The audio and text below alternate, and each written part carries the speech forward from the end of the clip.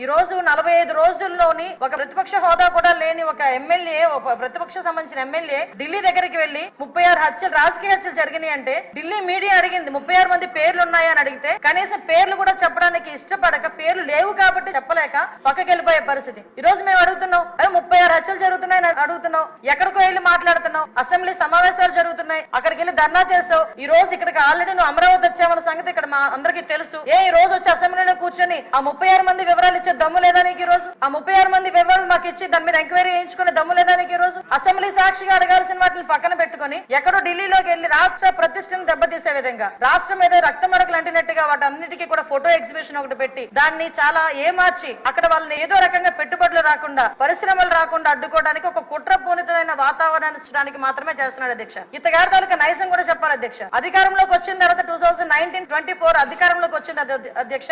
ఎంత దారుణం అంటే అమరావతికి బస్సు యాత్రకి సాక్షాత్తు 14 సంవత్సరాలు ముఖ్యమంత్రి చేసిన చంద్రబాబు నాయుడు గారు బస్సు యాత్రకి వెళ్తే ఆ బస్సు మీద రాళ్లు రువితే అధ్యక్ష, అప్పుడున్న సాక్షాత్తు డీజీపీ గౌతమ్ సవాంగ్ గారు భావ స్వేచ్ఛ ప్రకటన మాట్లాడిన సందర్భాన్ని కూడా ఈ రోజు గుర్తు చేయాలి అధ్యక్ష. ఎందుకంటే ఆ రోజు శాంతి భద్రతలు ఎలా ఉన్నాయి, ఈ రోజు శాంతి భద్రతలు ఎలా ఉన్నాయి కంపేర్ చేయడానికి మీరు నాకు 5 నిమిషాలు టైం ఇవ్వాలి. ఎందుకంటే ఇది రాష్ట్ర ప్రతిష్టకు సంబంధించిన విషయం. ఆ రోజు ఆత్మకూరులో ఒక ఊర్లోని ఒకరిని వెలివేస్తే, గ్రూప్ ఆఫ్ పీపుల్ వెలివేస్తే వాళ్ళ దగ్గరికి వెళ్ళడానికి వెళ్తే సాక్షాత్తు 14 సంవత్సరాలు ముఖ్యమంత్రి చేసిన వ్యక్తి